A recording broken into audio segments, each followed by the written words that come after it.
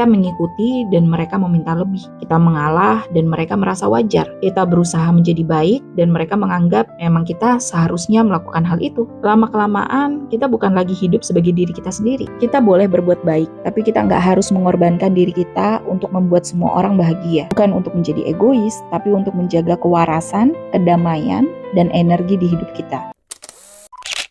Ada satu hal yang sering kita lupa dalam hidup. Semakin kita menuruti keinginan orang lain, semakin banyak tuntutan yang akan datang. Bukan karena mereka jahat, bukan karena mereka nggak peduli, tapi begitulah manusia. Ketika kita selalu mengiyakan, mereka akan menganggapnya sebagai hal biasa. Ketika kita selalu mengikuti, mereka akan menganggap kita mampu untuk melakukan lebih. Dan ketika kita nggak pernah berkata tidak, mereka akan terus menuntut. Tanpa sadar, kita menjadi lelah.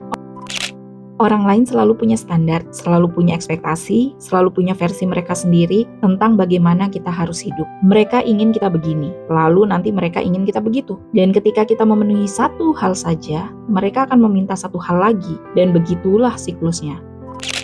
Kita mengikuti dan mereka meminta lebih. Kita mengalah dan mereka merasa wajar. Kita berusaha menjadi baik dan mereka menganggap memang kita seharusnya melakukan hal itu. Lama-kelamaan, kita bukan lagi hidup sebagai diri kita sendiri, tapi sebagai bayangan dari ekspektasi orang lain. Ketika kita terlalu sering berkata iya, perlahan kita kehilangan suara hati kita. Kita kehilangan batasan kita, kehilangan arah hidup kita. Karena ketika kita hidup dari tuntutan orang lain, kita berhenti mendengarkan diri kita sendiri. Yang paling menyakitkan adalah saat kita akhirnya sadar bahwa semua yang kita lakukan bukan untuk kebahagiaan kita, tapi untuk membuat orang lain nyaman dengan hidup kita. Dan pada akhirnya, ketika kita lelah, ketika kita berhenti, ketika kita tidak bisa lagi memenuhi semua harapan mereka, kita yang akan disalahkan. Inilah kenyataan pahitnya. Orang lain akan terus meminta, tapi kita yang menanggung lelahnya.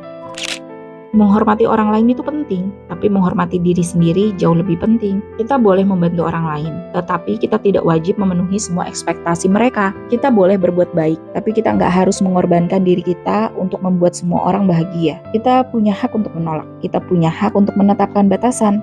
Kita punya hak untuk memilih hidup sesuai dengan nilai dan tujuan kita sendiri. Bukan untuk menjadi egois, tapi untuk menjaga kewarasan, kedamaian, dan energi di hidup kita. Saat kita belajar mengatakan, ini bukan untukku, orang-orang yang benar-benar peduli akan tetap menghargai batasan kita. Dan orang-orang yang marah, itulah tanda bahwa mereka selama ini hanya peduli pada tuntutannya, bukan pada diri kita. Ketika kita berhenti mengikuti kehendak orang lain, kita mulai menemukan arah kita sendiri. Kita mulai merasakan kebebasan batin kita. Dan kita mulai membangun hidup yang lebih selaras dengan siapa diri kita yang sebenarnya. Karena pada akhirnya yang bertanggung jawab atas hidup kita bukan mereka, tapi kita sendiri.